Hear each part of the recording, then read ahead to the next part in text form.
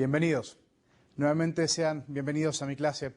Estamos otra vez hablando sobre los temas esenciales de la negociación y estamos repasando un poco la teoría, porque es importante de que al mismo tiempo que ustedes tengan herramientas que les sirvan a ustedes en su trabajo, al mismo tiempo se surtan de ideas y perspectivas que les maticen sus conceptos para poder entonces enriquecerse a la hora de crear estrategias. Como hemos iniciado la clase pasada, estamos hablando sobre los métodos alternativos de resolución de conflicto. Como yo les introduje la otra vez, la clase anterior, estos procesos, estos métodos alternativos de resolución de conflicto son procesos cada vez más populares, aún entre personas del marco jurídico, como una forma de llegar a un entendimiento en procesos de discordia, simplemente porque evitan que las partes se les quite el poder y se le entregue a la justicia, en la cual ambas partes están sujetas a la decisión de un tercero que no tiene ningún tipo de conocimiento al respecto de la causa, los orígenes, las emociones o las intenciones de aquellos implicados dentro del conflicto. Entonces, lo que yo justamente quería elaborar un poco más es en los temas que estábamos trabajando. La vez pasada estuvimos trabajando en los métodos que son no conflictivos, en los métodos que no son lacerantes o incisivos.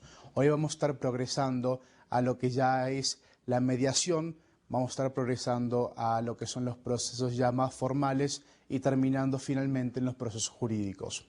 Y entonces, finalmente les voy a hablar sobre un proceso que aquí en México se da mucho, aquí en Latinoamérica se da mucho, que es el desgaste en la negociación como un método de lograr que la negociación no avance y cómo evitarlo. Así que quiero que se mantengan conmigo porque vamos a estar nosotros trabajando de una forma muy interesante hoy y creo que les va a surtir mucho interés en lo que estemos entonces preparando. En la idea que vamos a estar trabajando hoy, nosotros queremos definir lo siguiente. La calidad del servicio que presta el Poder Judicial, aún mejorando sustanciativamente, no resuelve un problema de fondo: la necesidad de promover una cultura de paz en nuestra sociedad que cambie nuestra cultura litigiosa por una cultura de entendimiento. ¿Qué quiere decir esto? Por cuestiones de origen, quizás genética, la programación, algunos lo llaman darwinismo, nosotros como sociedad estamos quizás predeterminados o programados hacia buscar una forma litigiosa, a buscar una forma conflictiva, una forma que sea combativa para llegar a un acuerdo en la cual una parte gana y la otra pierde. Esto es simplemente un proceso que se sobreentiende como la competitividad y es justamente lo que este proceso judicial atiende a. El problema con este proceso es de que no es un proceso que se entiende como pacífico. Pacífico no como la ausencia de conflicto, sino pacífico como el conflicto transformado hacia una metodología que comprende una relación comunicativa en la cual ambas partes se respetan y manifiestan un interés en llegar a un acuerdo que sea mutuamente beneficioso. El proceso judicial está intrínsecamente diseñado para evitar esto, para evitar esta ganancia, porque determina de que tiene que haber un perdedor para que haya un ganador. No pueden haber dos ganadores, es más, rara vez lo hay. En los casos donde hay una mediación con un juez, donde los resultados no son judicialmente determinantes, aún así existe un ganador y un perdedor, por lo cual se sobreentiende o se asume que los procesos judiciales no son procesos pacíficos. Entonces, ¿qué es lo que queremos hacer nosotros? Queremos fomentar en nuestro país, en nuestra cultura, una cultura de entendimiento. Cuando usted negocie, cualquier tipo de negociación, puede ser una negociación personal, una negociación laboral, una negociación que inclusive sea salarial, porque más adelante les voy a estar dando una serie de herramientas que le van a permitir a usted a saber cómo poder negociar en este tipo de ámbito, pero esto va a ser más adelante. El tema es de que nosotros tenemos que crear y fomentar una cultura de entendimiento, mediante la cual tanto usted como su contraparte están dispuestos a comprender y crear un formato de empatía, porque de esa forma nosotros podemos llegar a un proceso en el cual estamos buscando una solución que sea, como les expliqué antes, mutuamente beneficiosa. Esto es lo que llamamos una cultura de entendimiento. Ahora, alejarse de este proceso, que sea un proceso judicial, un proceso litigioso, hacia una cultura de entendimiento, es difícil.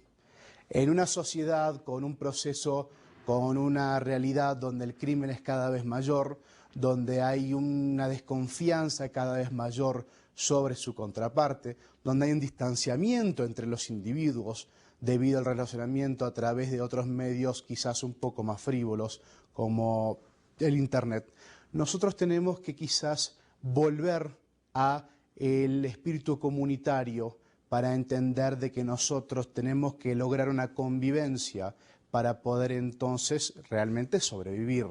Si nosotros hablamos de recursos limitados, ni siquiera se refiere a uno a la negociación. Hablemos del concepto etéreo de recursos limitados.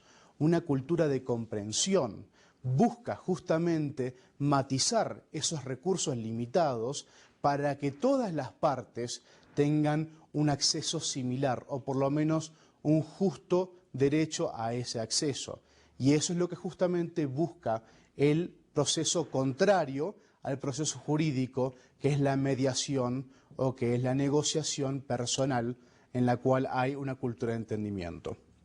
Entonces, en la siguiente ficha, nosotros hablamos ya sobre los sistemas anteriores, hablamos sobre la mediación, hablamos sobre la negociación y ahora vamos a hablar un poco más sobre lo que es el sistema judicial.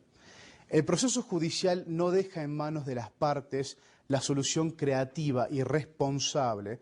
Esto presten atención, creatividad, buscar lateralmente las soluciones, y responsable, esto quiere decir yo tomo en mis propias manos la solución de este problema, de esta problemática, de la controversia, porque obviamente el conflicto surge a través de una controversia, un conflicto de intereses. Sus resultados, por centrarse solo en posiciones, demandas y exigencias de las partes, enfrentan aún más a las personas, aumentando sus discrepancias y por lo tanto afectando sus relaciones. El litigio, como el problema de fondo, no siempre se resuelve con una sentencia. Ahora, esto es un concepto muy interesante. El sistema jurídico idealmente se encuentra o se está diseñado para llegar a un fin del conflicto. El problema es que nos estamos dando cuenta, aún las personas que están involucradas dentro del sistema jurídico, como por ejemplo los abogados o los jueces, se están dando cuenta de que en un concepto posmoderno, en un concepto quizás un poco más anacrónico, nos estamos dando cuenta de que las relaciones humanas son mucho más complejas de lo que puede determinar un proceso finito que dictamina en favor de una persona, de un partido o el otro. ¿Qué quiere decir esto? De que en un proceso jurídico donde no se maneja con cuidado y rara vez se maneja con cuidado por ese carácter finito que tiene, va a ser muy difícil entonces para aquel tercero, aquel juez, aquel que va a emitir el dictamen, aquel que va a poder decidir en favor de uno del otro, va a ser muy difícil ser justo. No digo ecualitario, digo simplemente justo en el dictamen mismo. Esto puede causar que las brechas sean aún mayores entre las partes. Y más que crear un conflicto, más que apoyar un conflicto y resolverlo, lo pueden exacerbar. Porque quizás lo que está faltando es el elemento de atendimiento a las razones por las cuales se iniciaron el conflicto mismo. Así que usted piense en el sistema judicial. Si alguna vez usted estuvo involucrado en un proceso jurídico, alguna vez estuvo involucrado en un juicio, piense usted en el efecto que ha tenido, más allá de Hollywood, piense usted en el efecto que ha tenido. Piense usted si es que efectivamente ha llegado a un entendimiento en el cual las partes han podido progresar y construir y mantener una relación a partir de ese punto, o si justamente lo que logró fueron que las brechas que ya estaban obviamente abiertas se se exacerbaron, se ensancharon a tal punto de que destruyeron cualquier potencial de una relación. Ahora, si su problema es que usted está buscando la resolución jurídica de una negociación en el carácter empresarial, usted muy seguramente va a estar perdiendo el cliente, va a estar perdiendo la oportunidad de negocios futuros.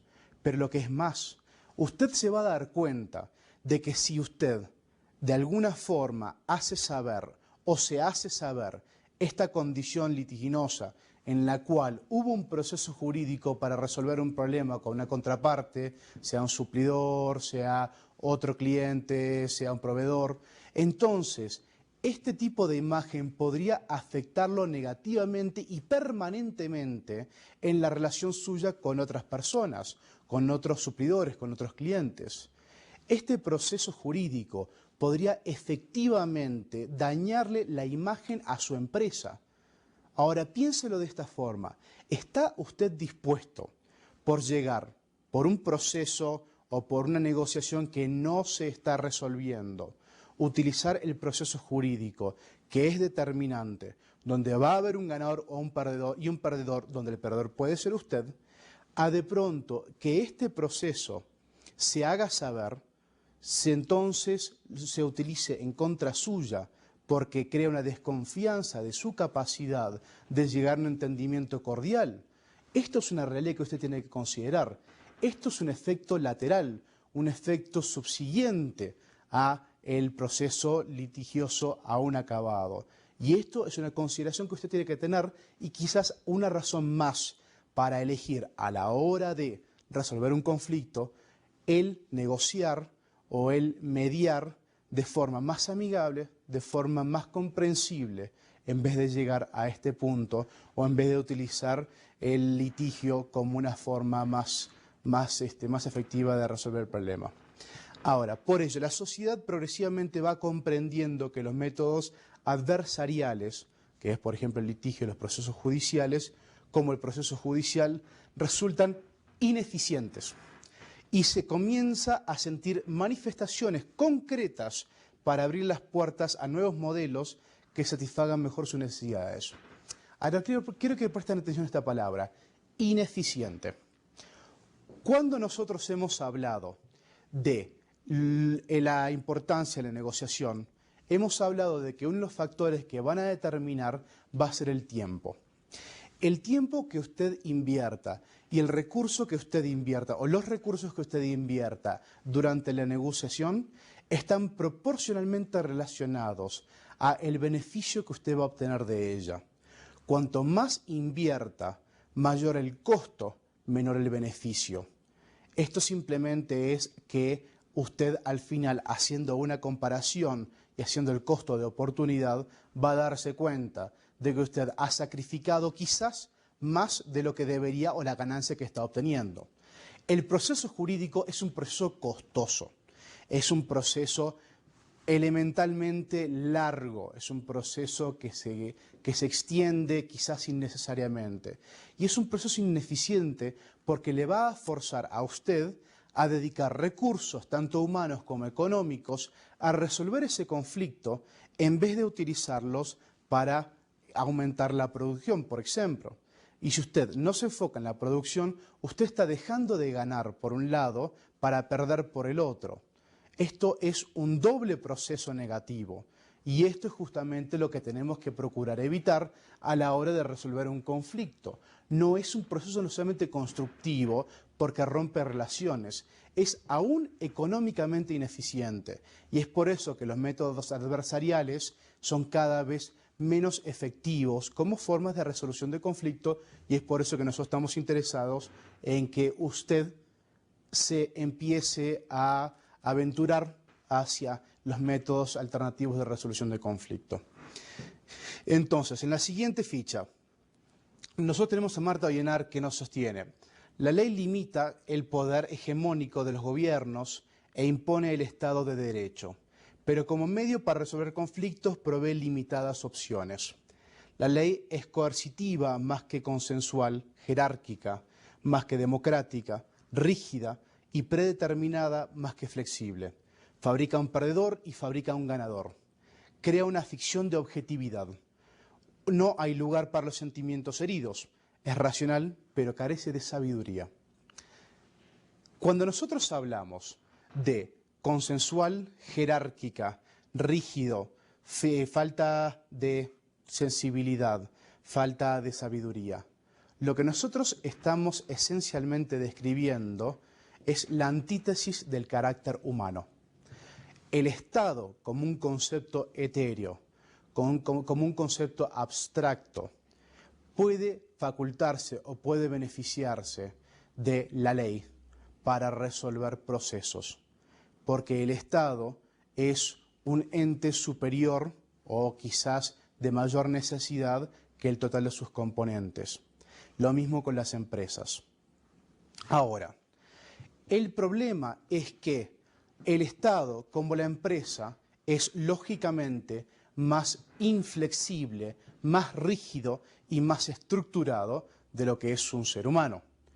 Pero el ser humano, como hemos explicado anteriormente, no condiciona-se, no tiene esas características que lo fuerzan a continuarse por este tipo de caminos. El ser humano es un ente, es un individuo, es una persona de carácter flexible. Estamos compuestos de un matiz de virtudes y defectos, de características que son intrínsecos a nosotros, cada uno diferentes. Y es por eso que la flexibilidad, más que un defecto, es una necesidad a la hora de mantener una resolución de conflicto de forma efectiva. Lo que simplemente quiero decir con esto es de que lo que funciona para un sistema estructurado, no necesariamente tenemos que pensar que va a funcionar para nosotros. Nosotros no somos entes abstractos, nosotros no somos entes etéreos, nosotros somos personas, individuos, somos flexibles, somos orgánicos, somos adaptables y somos justamente de forma etérea y de forma quizás un poco más única en nuestras facultades y condiciones, y es por eso que es importante que mantengamos de que a situaciones únicas, a conflictos únicos, porque si hay una forma que no se puede hacer, no se puede estructurar un problema porque el problema pertenece al ser humano y cada ser humano es diferente. Si el problema es diferente, hay que darle soluciones que sean únicos a ese tipo de problema. Hay que mantener flexibilidad. El sistema jurídico propone una serie de fórmulas, propone una serie de parámetros.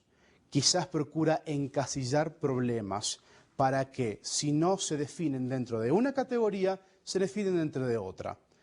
Esto no es posible a la hora dentro de la cual estamos tratando con seres humanos, porque nosotros justamente somos posmodernos, somos subjetivos, somos únicos y como tal tenemos problemas que son únicos a nuestra naturaleza. Y ningún Estado, no importa qué tan amplio sea el proceso jurídico, no importa qué tan amplia sea la ley, va a tener la habilidad o la capacidad de poder catalogar efectivamente el interés y la solución a cada uno de nuestros problemas, de tal forma que se llegue a un proceso que sea justo. Y esta es la realidad indiscutible. Ahora, el problema, como les dijo, como dice Marta Guinar, es que fabrica un perdedor y fabrica un ganador y crea una ficción de objetividad. Aquí es un concepto que quiero que a ustedes les quede muy claro. Ficción de objetividad.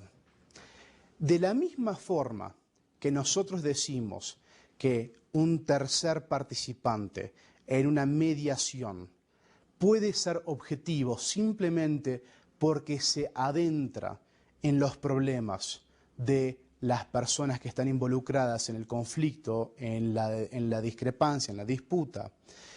Estas son personas que dedican su tiempo a entender el problema, a entender los motivos, a entender las emociones por las cuales se origina el problema. El problema con los procesos jurídicos son de que no procuran entender las razones, las motivaciones más allá de los estados, de los causantes, de los momentos o de los tiempos que se dieron los problemas, de los hechos. Y como sabemos muy bien, es literalmente imposible disimilar los hechos de los motivos. Es por eso que esto es un falso sentido de objetividad. Al nosotros procurar o basarnos o utilizar un sistema que intenta disociar los hechos, los cuales juzga, de sus motivos o las emociones que los causaron, nosotros no tenemos un sistema que es objetivo, es un sistema que está distanciado de nuestra realidad, por lo cual es literalmente imposible que pueda emitir un fallo que sea beneficioso o que sea justo en favor de uno o el otro. Quizás va a ser un fallo de que beneficie a uno o el otro, pero no necesariamente justo. Y esto es importante que usted se dé cuenta. Entonces, pasando a la próxima ficha, ¿cuál es la problemática del Poder Judicial? Bueno, conforme crece la población y se agudiza la crisis de la economía, se incrementan los conflictos. Esto es un hecho. Esto es un hecho desde cualquier población, desde la más pequeña hasta la más grande. Es un conflicto que se da, o es un proceso que se da por el simple hecho de que la población, al incrementar, mayor interacción, mayores problemas, mayores números. Entonces, sin embargo, el Poder Judicial no tiene capacidad de respuesta, básicamente por la falta de recursos. El volumen considerable de expedientes que se deben de ser resueltos limita su capacidad operativa, generando soluciones tardías. Esto es un concepto muy interesante. Soluciones tardías. El conflicto, cuando surge, es un proceso de decadencia. Si no se resuelve, el tiempo no favorece. Quizás lo único que se hace es que el conflicto se detenga, el conflicto evite que se transforme. Pero esto no implica que el conflicto no se mantiene, quizás de forma latente, pero se mantiene.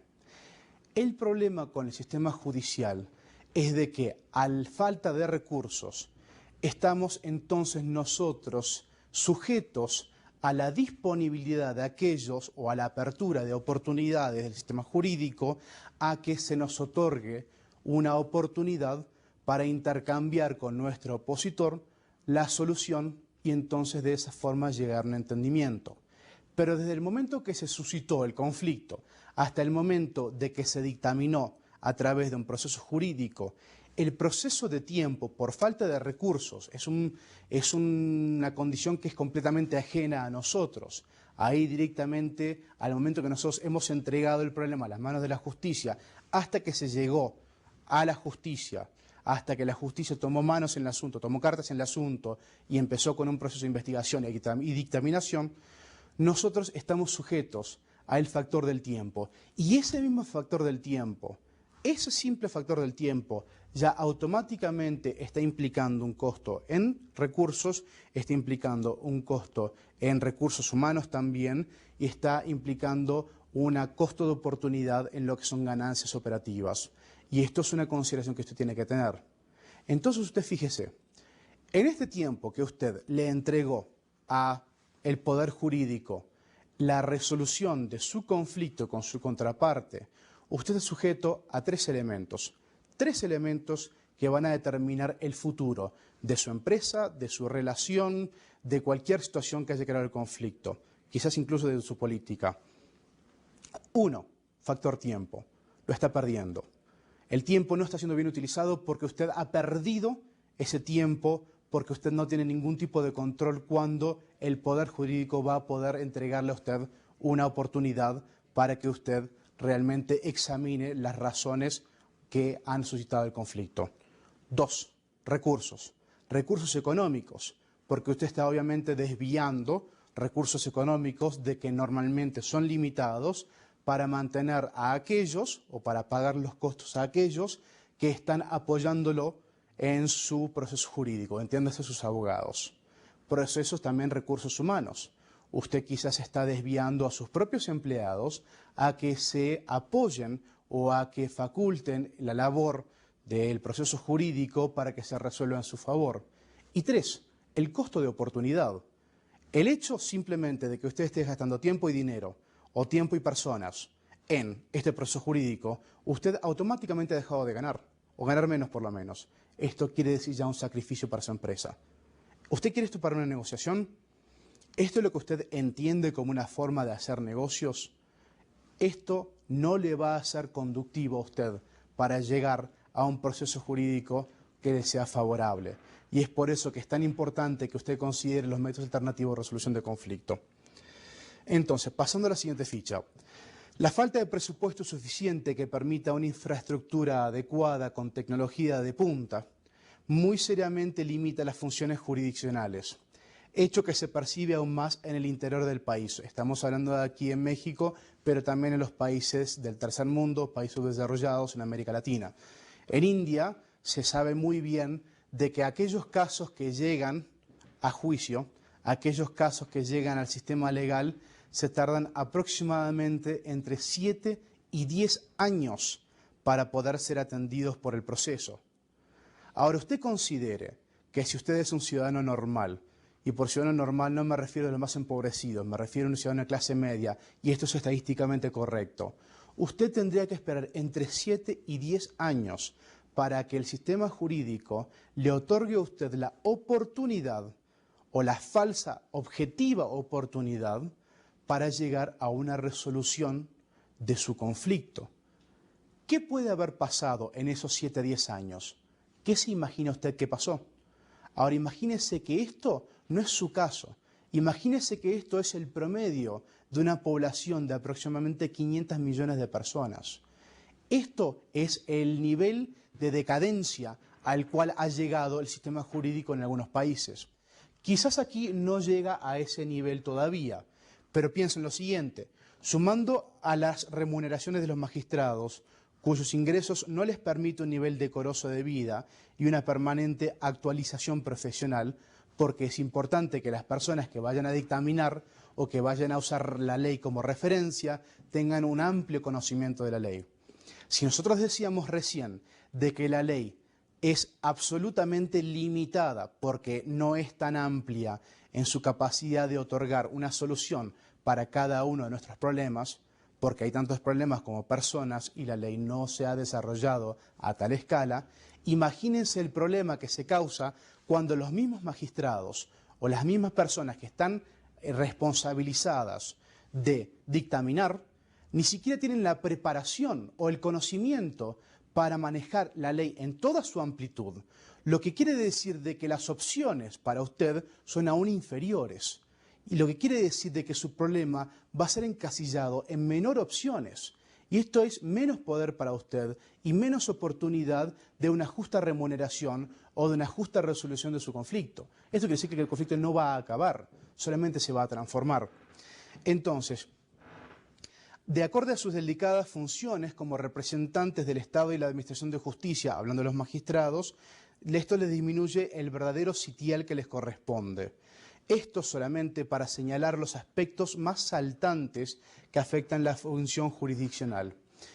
Nosotros justamente tenemos que tener plena conciencia de las deficiencias de nuestro sistema legal.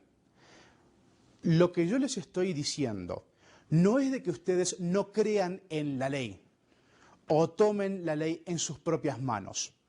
Nosotros justamente no estamos procurando ofrecerle una alternativa ilícita hacia la resolución de sus problemas.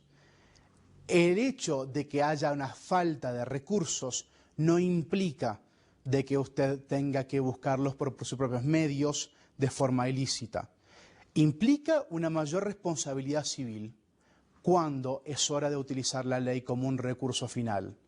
Lo que simplemente significa es, entendiendo de que la ley es un marco muy limitado y falsamente objetivo a la hora de llegar a un entendimiento, una negociación en la cual las partes involucradas retienen el poder, pero solamente utilizan la asesoría de un tercero conocido, objetivo e involucrado, es que van a poder llegar a un proceso que sea mutuamente beneficioso.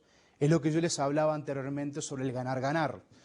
Nosotros tenemos que tener una conciencia que lo que es importante en este caso es de que usted busque construir, busque mejorar, busque llegar a un proceso que sea mutuamente beneficioso tanto para usted como para su contraparte.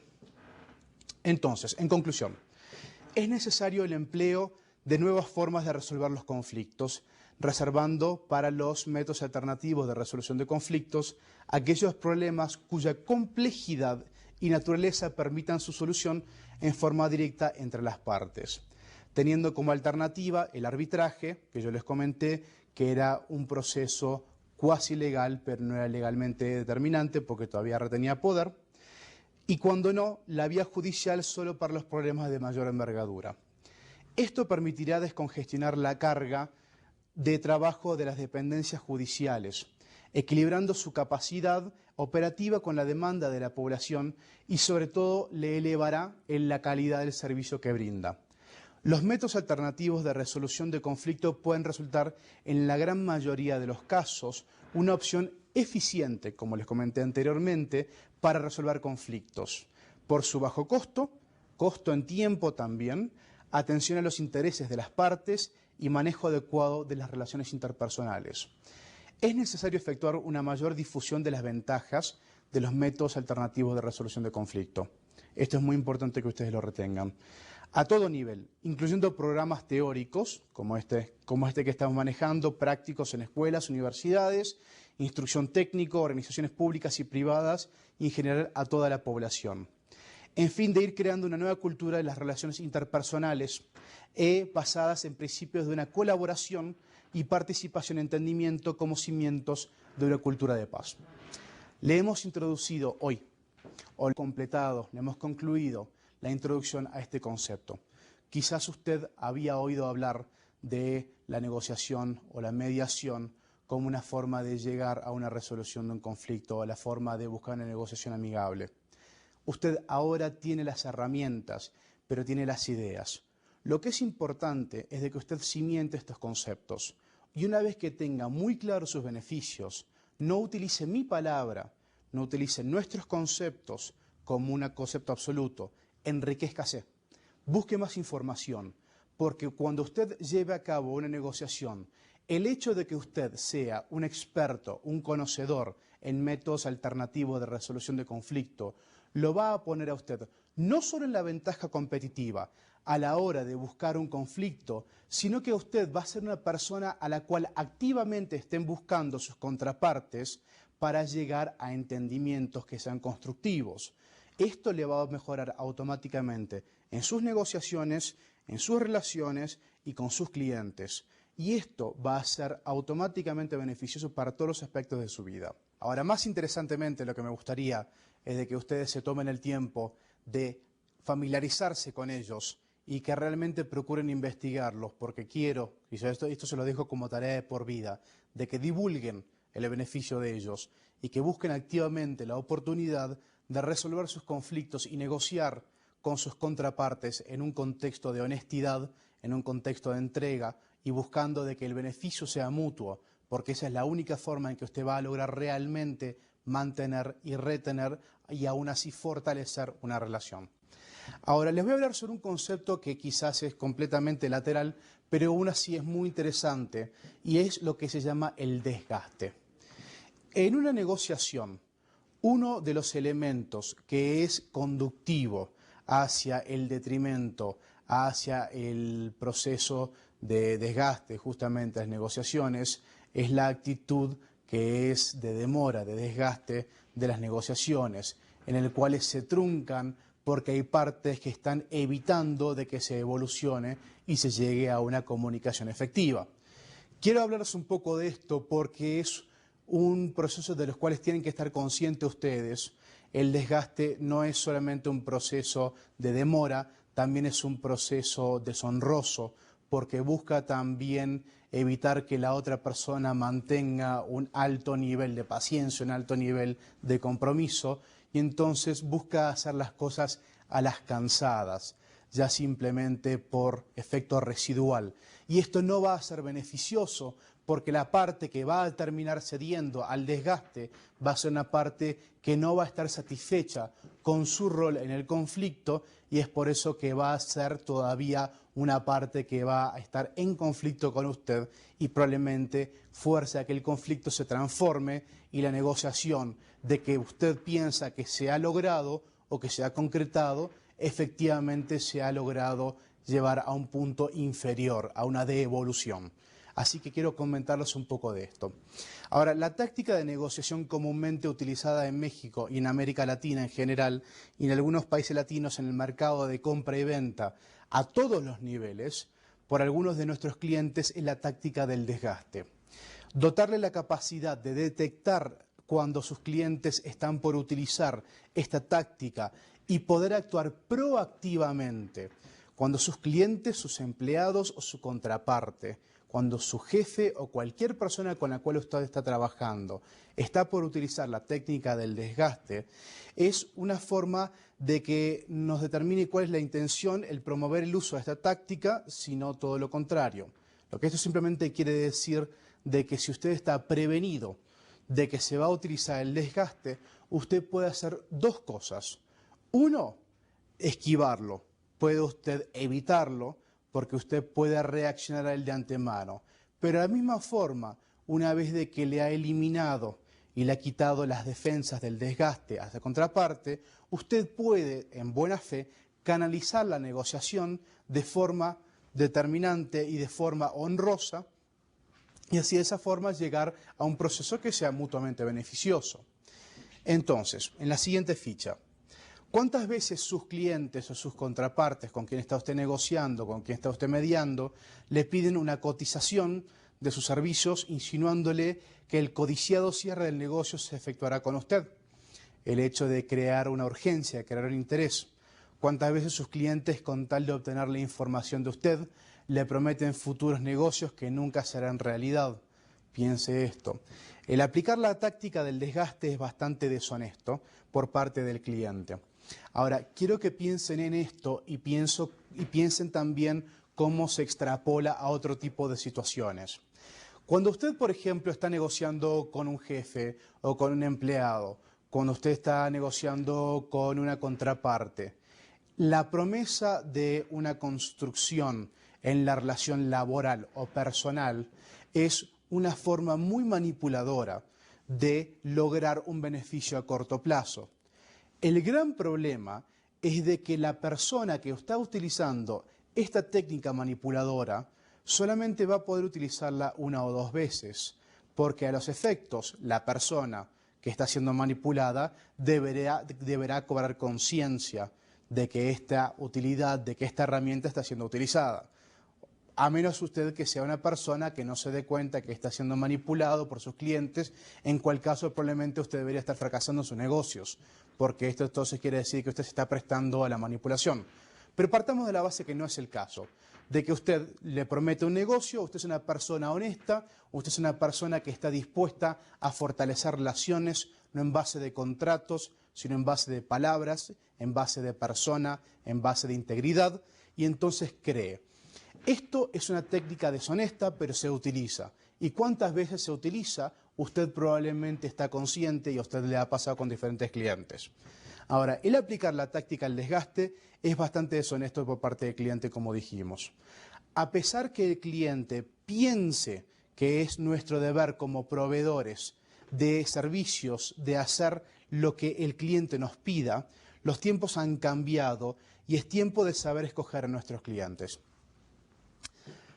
Es muy interesante cuando nosotros decimos que en el mercado de la oferta y demanda el cliente tiene muchas elecciones.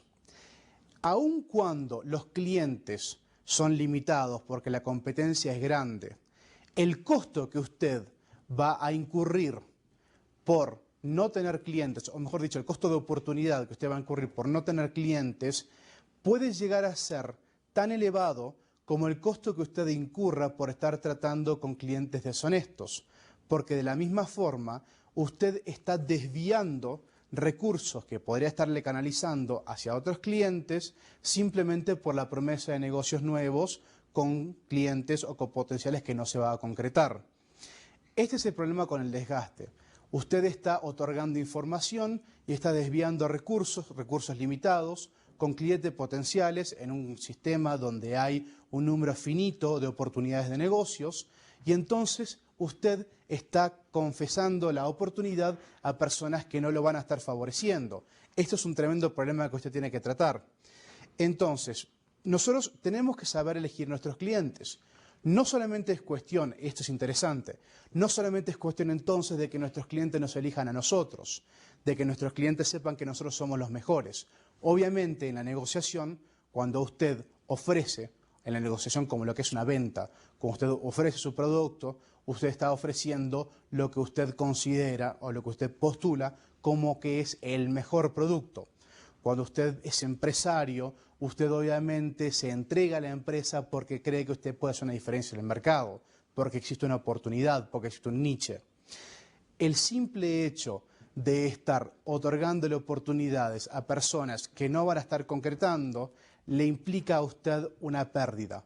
Entonces es importante, de que usted también se dedique a elegir a sus clientes y sepa, y esto quizás es un proceso que se toma más práctica que nada, pero sobre todo sepa y entienda cuándo un cliente o un potencial cliente lo va a desgastar para evitar gastar recursos en ese cliente o en ese socio, en ese empleado, y entonces de esa forma recanalizarlo hacia oportunidades que son valiosas y son finitas. Entonces, en la siguiente ficha, esta cultura de amolar al que se deje, de verdades a medias y de honestidad aparente en el negocio, ya está cambiando. Sin embargo, aún existen manzanas podridas que pueden echar a perder el mercado en nuestros países latinos. ¿Esto qué quiere decir?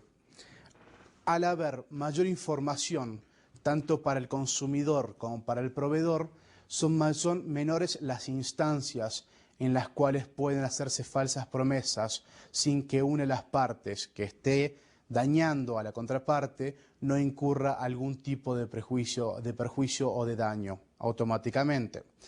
Por suerte, en nuestras culturas latinoamericanas este proceso está cambiando, lo que quiere decir de que hay mayor herramientas tanto para los clientes como para los vendedores, los jefes como para los empleados, para que se apeguen a procesos de que les den protección de tal manera de que el simple hecho o el miedo o la posibilidad de que se dé un proceso contraproducente ya es suficiente en cuestiones de detrimento para evitar una actividad o una acción deshonrosa como sería una acción de desgaste. Pero aún así existen personas que continúan utilizando el desgaste como una táctica de manipulación y que van a dejarlo a usted en una desventaja o que van a implicarle un costo. Identificar a estas personas, estas manzanas podridas, es una ventaja, es una necesidad y es una virtud que si usted adquiere, le va a ayudar en sus negociaciones. Esconder información, desgastar al proveedor con el hecho de aumentar el poder de negociación, termina siendo contraproducente. Si bien es cierto que el cliente obtiene una buena negociación, y esto es entre comillas porque obviamente esto es relativo, termina pagando 3 veces más por cambios de alcance que a su visión miope no les deja aclarar, ya que se enfocó en desgastar al proveedor y no se enfocó en que su necesidad fuera satisfecha. Esto es muy interesante, porque si usted es la persona que está desgastando al proveedor, simplemente está entonces desviando recursos valiosos en buscar proveedores o relaciones con proveedores más efectivas. Ahora piense lo siguiente, en este sistema, en microsistemas como son en América Latina, donde aún en mercados que son aparentemente grandes, las áreas de producción y las áreas de proveeduría son cada vez más especializadas, más pequeñas, la gente se conoce. Esto simplemente implica de que si usted piensa de que puede tomarse una oportunidad o una desventaja en contra de la otra persona, piénselo de vuelta, porque esto eventualmente va a ser sabido por el sistema, por la comunidad de protección al consumidor o a proveedores, y esto va a actuar en contra suya. Si usted crea fama de ser mal cliente o de ser mal proveedor automáticamente usted va a entrar dentro de un proceso negativo en el cual poca gente va a estar interesada en hacer negocio con usted. Así que piénselo bien.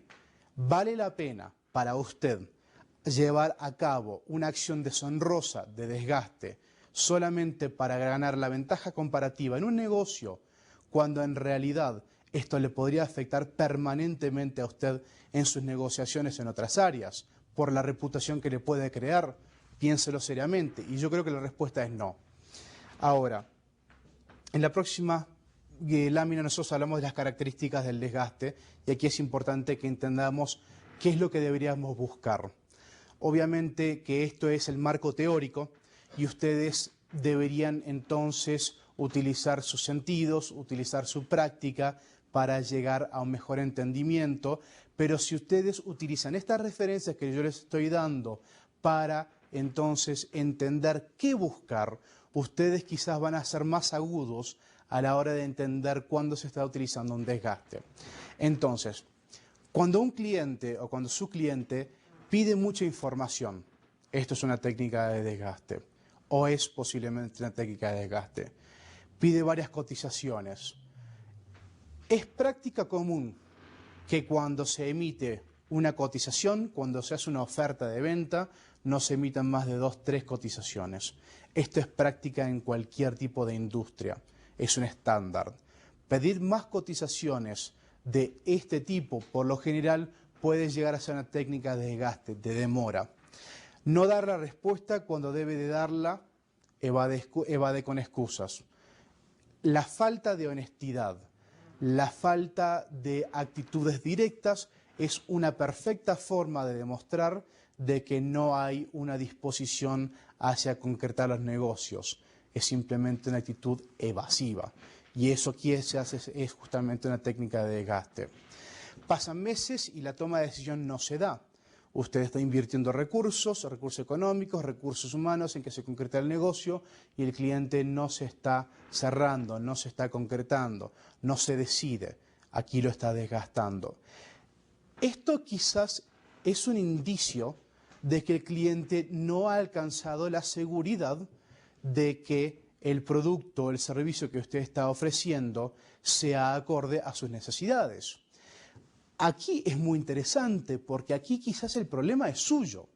Quizás usted está invirtiendo los recursos en áreas donde no están surtiendo la efectividad. Así que si el tiempo está pasando, quizás usted debería considerar de que no es el cliente que lo está desgastando con una actitud negativa, un propósito en detrimento suyo. En realidad lo que puede estar pasando es de que esta persona esté simplemente indeciso o indecisa porque no ha llegado a comprender enteramente cómo su producto puede llegar a facilitarle la vida, incrementarle sus negocios, puede llegar a mejorarle la cartera de clientes. Considere la siguiente estadística. 90% de las ventas son emocionales. ¿Esto qué quiere decir?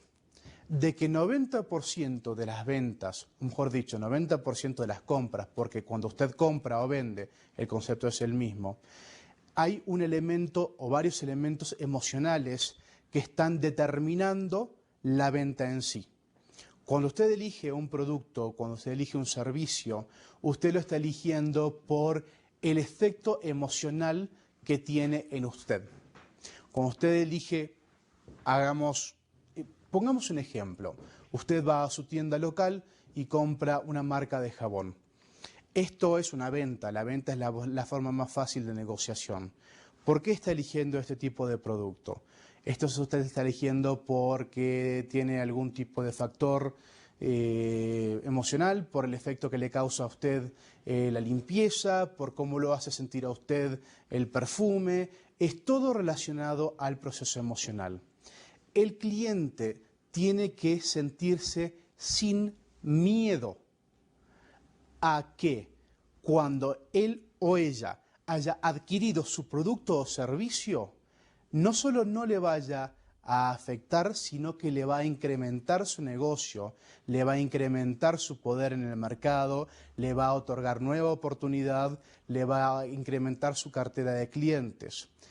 Su capacidad de vender su producto y crea una influencia muy importante sobre la habilidad que tenga, o mejor dicho, la disposición que tenga el cliente de decidirse y no continuar un proceso ad eternum.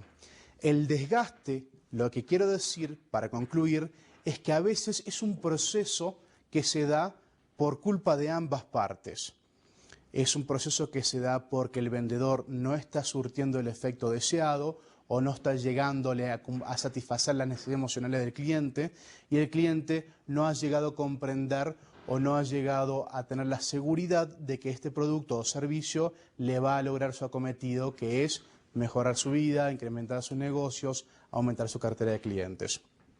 Ahora, después de darle el sí, que es obviamente el paso que supuestamente lleva al negocio, nunca se cumple el proyecto por razones externas o internas del cliente. Esto quiere decir simplemente, o a usted probablemente le ha pasado, que le dicen sí. Le dicen sí, estamos interesados, y de pronto surgen factores externos, surgen socios, surgen otro tipo de elementos que lo fuerzan a su contraparte, su cliente, a que no lleve a cabo el negocio. Quizás esto quiere decir de que usted ha sido muy agresivo en la venta.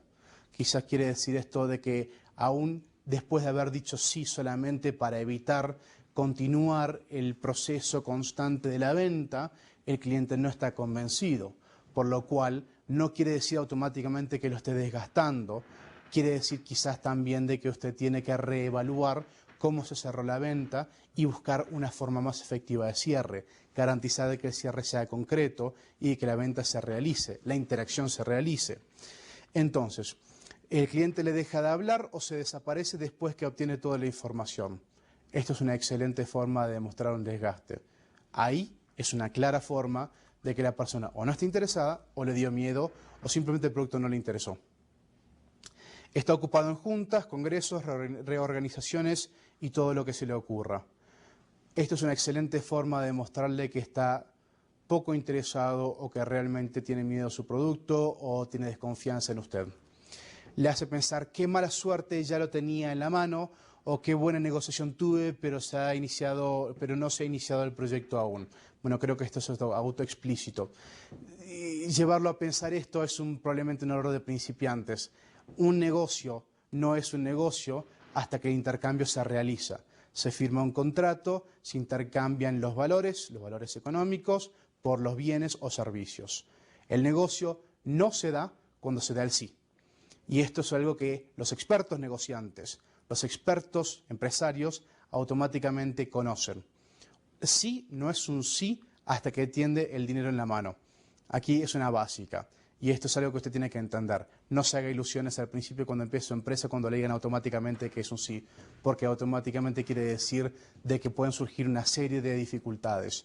Es más, estadísticamente está demostrado de que el 70% de las instancias de sí automáticamente no, pueden ser conductivas a procesos demorados o directamente que no sea el negocio. Entonces, con el tiempo, lo que fue quizás una excelente buena negociación se convierte en una buena o quizás hasta mediocre negociación. A medida que pasan los días, las negociaciones pierden poder y por ende el juego debe de cambiar de reglas y no mantenerse en las mismas condiciones. Esto es simplemente una explicación o quizás una aclaración de lo que yo le venía diciendo. Una buena negociación o una buena gestión es tan buena como el producto que obtiene en relación a la inversión que se realizó. Si usted, como negociante, como empresario, obtiene un mayor beneficio, y no solamente hablo de mayor beneficio, implico la ganancia absoluta, la ganancia neta más bien, que sea superior no solamente al costo de horas, el costo humano, el costo en recursos, sino también el costo de oportunidad, entonces a usted se ha beneficiado de la negociación. Pero si el proceso este proceso se puede calificar como una buena negociación entonces. Pero si el proceso entonces se demora, en el cual usted empieza a perder recursos y a gastar recursos de forma ineficiente, porque la negociación continúa extendiéndose, llega a un punto en el cual los expertos negociadores y los expertos empresarios tienen que aprender a cortar la negociación, a asumir las pérdidas. Hay veces de que las negociaciones en el contexto empresarial no tienen cabida. Hay veces que la relación con el cliente no se va a dar. Y saber entender cuando uno está siendo desgastado, que es una práctica deshonesta, quizás no deshonesta, que es una práctica que es común, es una práctica que es conductiva a mucha pérdida, es importante que usted capte cuáles son las situaciones en las cuales esto se viene dando. En la próxima ficha, pues si bien es cierto que la justicia es divina, si usted quiere evitar el desgaste en el campo de la negociación, haga justicia siendo justo usted mismo y no agachando la cabeza hacia el cliente, y de esta manera existirán muchos menos desgastes innecesarios. Esto lo que quiere decir es que hay clientes y hay clientes. Hay buenos clientes y malos clientes, no solamente clientes. Usted no considere a todas las personas que invierten en su negocio buenos clientes. Usted tiene que saber también con quién hace negocios y con quién intercambia. Porque el hecho de buscar la oportunidad de negocio, aún a nivel inmediato, puede afectarla a largo plazo. Y el hecho de estar invirtiendo en personas que le hacen desgastar recursos solamente para ganar un margen de utilidad que no solamente sea mínimo, quizás sea hasta inferior que lo que usted invirtió, es absolutamente inútil. Y es por eso que es importante de que usted sea justo con usted mismo y que sepa cuándo dejar de lado quizás el orgullo, quizás dejar de lado la determinación para que el negocio cierre, cortar las ganancias, cortar la relación con el cliente y automáticamente pasar a uno que le pueda dar una utilidad de beneficio mayor. Entonces, las negociaciones desgastantes, como pasa en la próxima ficha, en resumen se pueden evitar siendo directos y honestos. Si usted quiere que las negociaciones desgastantes no se den con la contraparte, empiece siendo usted directo y honesto. Usted gane fama de ser directo y honesto y es una excelente forma de que usted se facilite una relación más activa, más dinámica y más sana con sus clientes. Esto le va a favorecer, y personas que sean de igual índole, que sean directos y honestos, van a estar buscando a usted activamente y en base a eso su negocio va a crecer. Ayudando al cliente a facilitar la confrontación. Esto simplemente quiere decir de que si en vez de usted demorar el proceso y desgastar el proceso, usted busca el encuentro para que entonces las objeciones o los miedos se resuelvan, entonces usted va a estar activamente buscando que el negocio se cierre. Está buscando entonces de que los miedos, de que el desgaste, de que las oportunidades perdidas se eviten y entonces se proceda hacia una resolución positiva. Rompiendo con la caballerosidad. Es importante ser cortés en los negocios, pero lo cortés no quita lo valiente. Esto quiere decir que, bueno, esto es una tergiversación del dicho, pero esto quiere decir de que no porque usted sea cortés, quiere decir de que usted tiene que ser apelmazado, que tiene que ser pasado por encima. Usted tiene que también saber cuando usted le están tomando el pelo, digamos. Y entonces también tiene que saber cuándo dejar de ser caballero y simplemente ser al mismo tiempo no descortés, pero correcto, y simplemente cortar la relación. Eso no lo deja a usted como poco caballero, lo deja a usted como buen negociante. Y entrando en el dominio de la objetividad. Ya hemos hablado que la objetividad es un concepto muy difícil de manejar, pero no igual así, es un concepto que se tiene que buscar. Cuanto más objetivo sea usted y cuanto menos juzgue la contraparte, pero sobre todo mantenga un sano juicio y constante evaluación de sus métodos, menos desgaste va a haber, mejor comunicación va a haber, más clientes va a tener, mejores van a ser sus negociaciones. Seguimos en la próxima lección. Gracias.